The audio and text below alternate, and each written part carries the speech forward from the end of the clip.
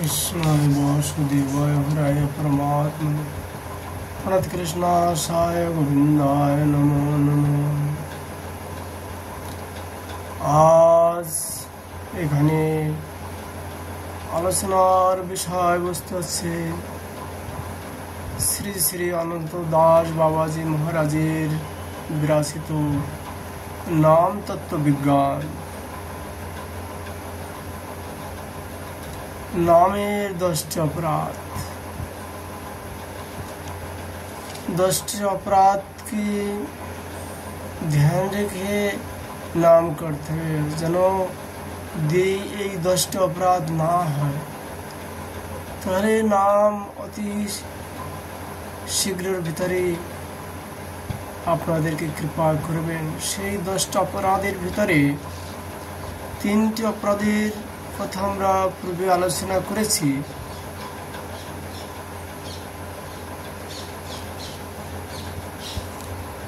চতুর্থ অপরাধ হচ্ছে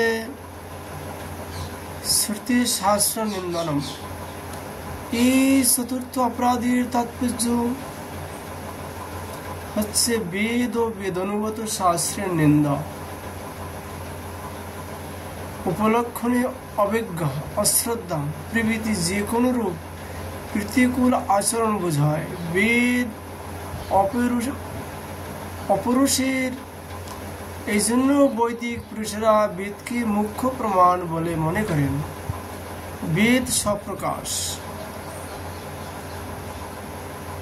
বেদাতীতি বেদ, অর্থাৎ যিনি নিজেই জ্ঞাপন করেন তিনি বেদ। বেদের অর্থ ইতিহাস প্রণালীর দ্বারা স্পষ্টীকৃত।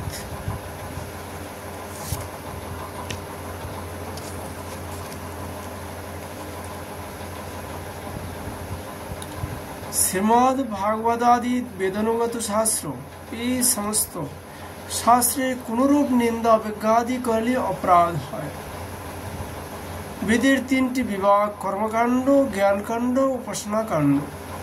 সাধারণত ভক্তিপদ আশ্রয়ে কখনই ভক্তিপর শ্রুতিশাস্ত্রের নিন্দা করবেন না, কিন্তু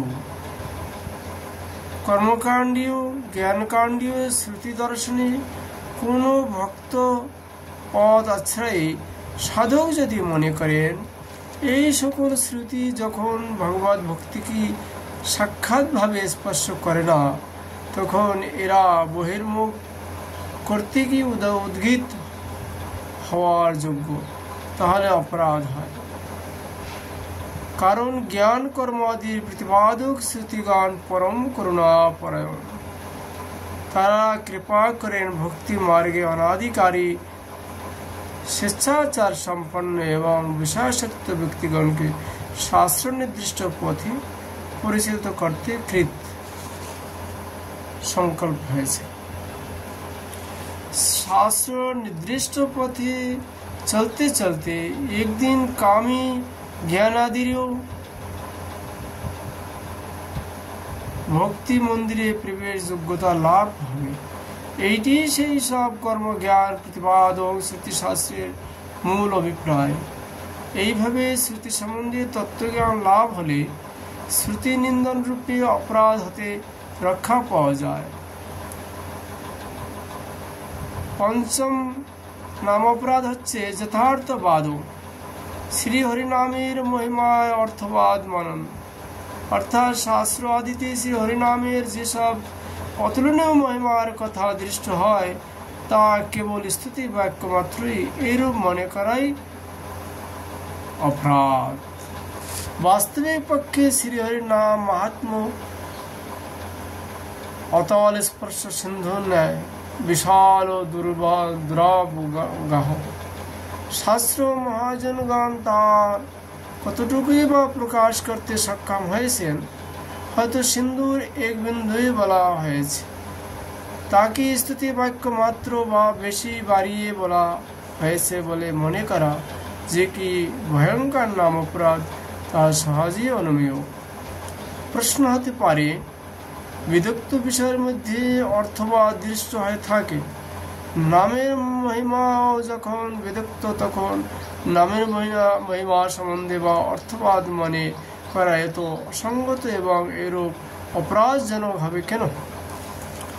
এই প্রশ্নের উত্তরে বলা যেতে পারে, অবিবেকী ভোগ আসক্ত কামনা পরায়ণ ব্যক্তিগণকে কর্মকাণ্ডীয় যাগ যজ্ঞাদিতে প্রবৃত্ত করার জন্য আপাত মধুর স্বর্গ আদি সুখে অক্ষয় অনন্ত পরমার্থ প্রায় বলে অতিরঞ্জিত লোভনীয় বাক্য বর্ণন করা হয়েছে।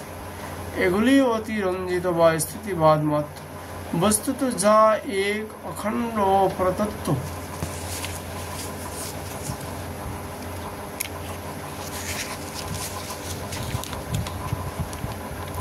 বস্তু সে ভগবান, তার নাম, ভক্তি ও প্রেম এসবের মহিমা বিদ রয় অগোচর, অর্থাৎ বেদেরও অগোচর। সুতরাং এসব স্থলে অর্থবাদের কোনো প্রশ্নই উঠতে পারে না। তত্ত্ববস্তু কৃষ্ণ, কৃষ্ণ ভক্তি প্রেমেরও নাম ও সংকীর্তন সব আনন্দ স্বরূপ। চৈতন্য চৈতন্য। 6 নম্বর অপরাধ হচ্ছে হরিনামনি কল্পনাম। প্রকারান্তরে সে হরিনামের অর্থ কল্পনা করা। হরিনামের অর্থগুলো কেবল গল্প।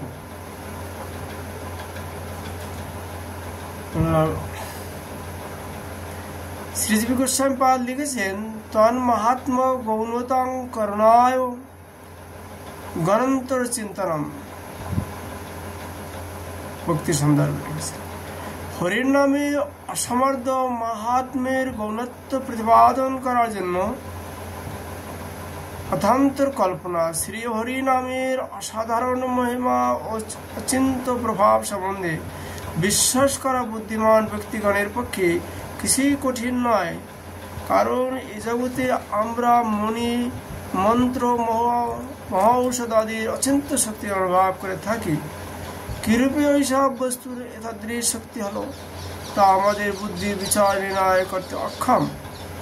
তথাপি মণি, মন্ত্র আদির অচিন্ত শক্তি দেখা তা অস্বীকার করাও যায় না। এইসব প্রাকৃতিক বস্তুর শক্তি যদি আমাদের বুদ্ধির গোচর না হয়, তখন প্রাকৃতিক চিন্ময় মহাচিন্তা শক্তিশালী শ্রী হরিনামের প্রভাব যে মানবীয় বুদ্ধির অগোচর হবে না তা বলাই বাহুল্য। তাই অচিন্ত বস্তুত বুদ্ধির বিচার প্রয়োগ নিষিদ্ধ হয়েছে। অচিন্ত খলু যে ভাব ন তাং তর্কে নং যোজয়েত প্রকৃতিব পরং যচ্চ চিন্তস্য লক্ষণম।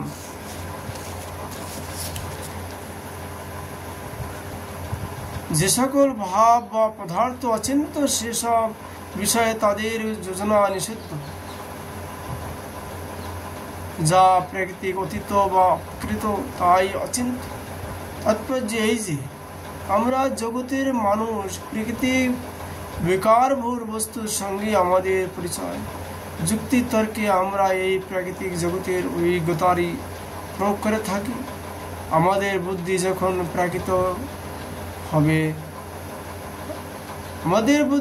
অপ্রাকৃত হবে তখনই অপ্রাকৃত বস্তু তত্ত্ব গ্রহণের তা সক্ষম হবে। সুতরাং শাস্ত্র বা অপ্রাকৃতিক ধারণা সম্পন্ন মহাজনগণ অচিন্ত বস্তুর তত্ত্ব যা বলেছেন শ্রদ্ধা বিশ্বাসের সহিত তাই গ্রহণীয়।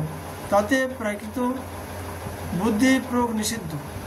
যারা প্রাকৃত বিচার বুদ্ধির প্রয়োগের দ্বারা যুক্তি তর্কে অচিন্ত শক্তিশালী শ্রী হরিনামের মহিমাকে লঘু বা ক্ষুণ্ণ করার চেষ্টা করেন, তারা নাম অপরাধী।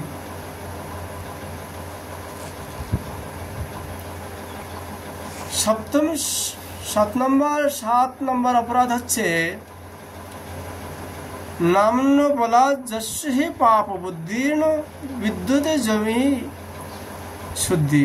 অর্থাৎ নাম বলে যারা পাপ বুদ্ধি হয়, আর বহু নিয়ম আদির দ্বারা বা বহু যন্ত্রণা ভোগ, সেই অপরাধ থেকে মুক্তি হয় না।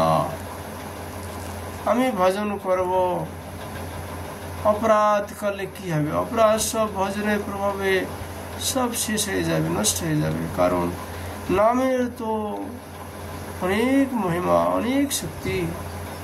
আমি হরিনাম করি, আমার আর পাপে কি করবে? সেই জন্য বলেছেন শাস্ত্র, এইরূপ মনোবৃত্তি নিয়ে যারা ভজন করবেন তাদেরকে ভগবান অতি সহজে কৃপা করবেন না, এবং যে যতটা অপরাধ করবেন তার 10 গুণ পরিমাণ নিয়ে তাকে দণ্ড ভুগতে হবে। কারণ আপনি জান বুঝে অপরাধ করছেন। অর্থাৎ নাম গ্রহণে পাপাদি বিনষ্ট হয়। নামে এই প্রভাব অবগত হয়ে নামকে পাপ নাশের উপায় রূপে গ্রহণ করে যাদের পাপ কার্যে মতি হয় তারা নাম অপরাধী। যদিও নাম বলে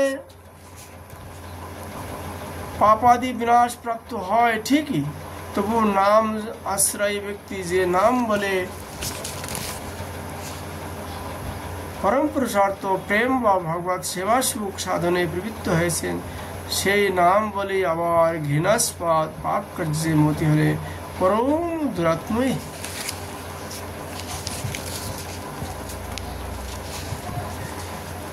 প্রকাশ পেয়ে থাকে।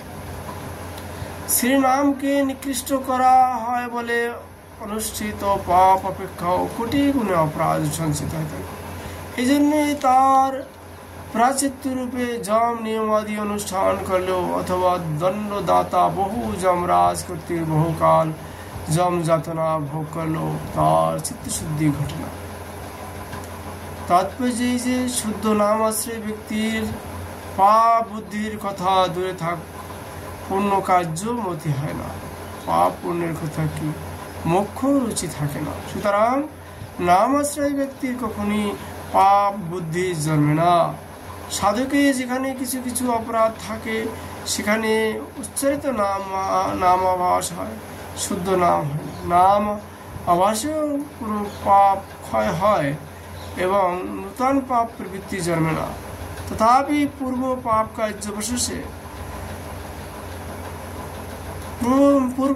কার্য অবশেষে কিছু কিছু বিদ্যমান থাকে। সেই অবস্থায় যদি কোনো সাধকের মনে হয় নামের দ্বারাই ওই ক্রিয়মান পাপ বিনাশ প্রাপ্ত হবে, তবে উভয়ই ভয়ঙ্কর নাম অপরাধ হয়ে থাকে। আজ আমরা নাম বিজ্ঞান গ্রন্থ আলোচনা এখানে বিশ্রাম করছি। রাধা মাধবের কৃপালে আবার আমরা আগামীকাল এই নাম অপরাধ বিষয় আলোচনা করব। রাধে রাধে।